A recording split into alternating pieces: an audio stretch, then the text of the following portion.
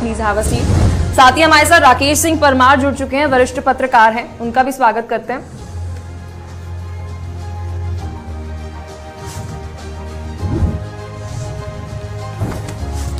Sir नमस्कार, please have a seat. तो चलिए करते हैं चर्चा 2024 के साथ 2019 पर। सबसे पहले राकेश जी मैं आपके पास आना चाहूंगी। एक तरफ मोदी मैजिक, जो जादू पूरे देश के अंदर छाया हुआ है, तो वहीं दूसरी तरफ विपक्षी एकजुटता। क्या लगता है रोड टू 2024 के अंदर कौन आगे नजर आ रहा है?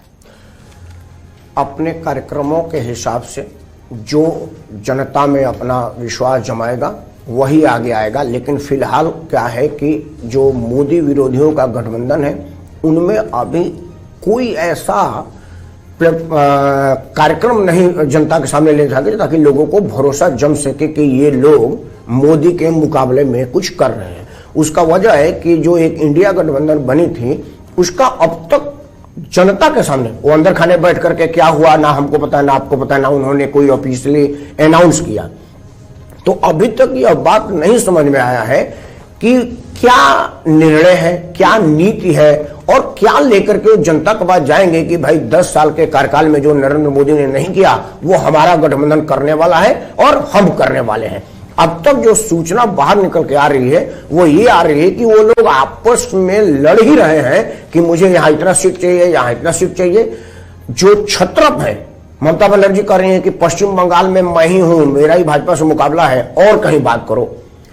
अब ये बताइए कि पश्चिम बंगाल में अगर ममता बनर्जी किसी और गठबंधन को कोई सीट नहीं देंगी तो बाहर से कैसे उम्मीद किया जाए कि उनको कोई बाहर में गठबंधन का सीट देगा?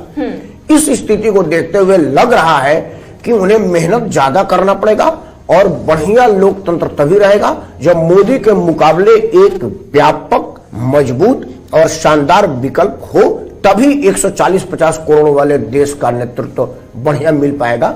अगर वो मुकाबला विहीन होगा तो मैं समझता हूं कि ये ठीक नहीं होगा। धर्मेंद्र जी क्या कहना चाहेंगे? सीट शेयरिंग की अग्नि परीक्षा के अंदर इस वक्त कौन आगे नजर आ रहा है और कौन पीछे नजर आ रहा है?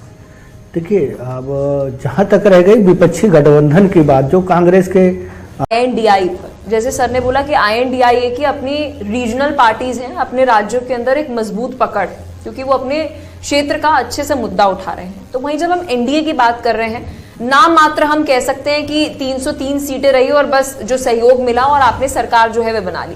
ये बीजेपी की ताकत है या कमजोरी है, या फिर INDI की ये ताकत है या फिर कमजोरी है? देखिए, आप क्षेत्रीय दल की बात करें और भाजपा की बात करें, देखिए संख्या तो काउंट होगा ना। मान लीजिए कि पश्चिम बंगाल में ममता बनर्जी मजबूत स्थिति में अगर सारी सीटें निकाल ले जाती हैं, अखिलेश उत्तर प्रदेश में निकाल ले जाते हैं, TMC अपना अलग अलग राजनीति, तो संख्या तो भाजपा का ही कम होगा ना। तो भाजपा को यह नहीं सोचना है कि जी वो ममता बनर्जी का बिहार में कोई प्रभाव नहीं, यूपी, अरे बंगाल में प्रभाव है ना, बिहार में लालू का प्रभाव है, TMC का कहीं पर तृणमूल का प्रभाव है, कहीं पर और लोगों का प्रभाव है। हर क्षेत्रीय दल अपने अपने इलाके में प्रभावी है और उसका प्रभाव गणित कम करेगा। अब रहा भाजपा का जो NDA गठबंधन है, नेशनल डेमोक्रेटिक अलायंस, उसमें चूंकि क्या है कि जो भाजपा का पहले वाला गठबंधन होता था, जैसे बादल परिवार का गठबंधन होता था या ये जदयू का गठबंधन होता था, वो पुराना गठबंधन अब छूट गया है किसी कारणों से। मैं राजनीतिक कारणों पर नहीं जाता, लेकिन छूट जाने से भाजपा ने जो अपने 10 साल के कार्यकाल में काम किया है वो उसको भरपाई करने में सफल रही है। और उसके मुकाबले जैसे मान लीजिए पंजाब में भाजपा बिल्कुल नहीं है, लेकिन पंजाब में जिसको छोड़ा है प्रकाश सिंह बादल का परिवार भी तो बहुत बढ़िया नहीं है, वहां अरविंद केजरीवाल ने शासन स्थापित कर लिया है, तो उससे भाजपा को कोई नुकसान हुआ क्योंकि पंजाब में तो वैसे भी जीरो ही था भाजपा। वही महाराष्ट्र की बात कर रहे थे, शिवसेना उसका सबसे पुरानी और मजबूत गठबंधन थी, लेकिन शिवसेना से अलग होने के बाद क्या बाला साहब ठाकरे का परिवार वहां पर मजबूत स्थिति में हुआ है? नहीं हुआ है वहां, बल्कि उसी के एक छत्र सिपा सलार को कहा जाता है ठाकरे लहर तो अभी भी है। लहर की बात जहां तक आप कह रही हैं, लहर एक अपने आप में गणित में तब्दील होगा तब जाके माना जाएगा। आज के तारीख में संख्या बल जिस एकनाथ शिंदे के साथ है उसी को बाला साहब का वारिस माना जाएगा।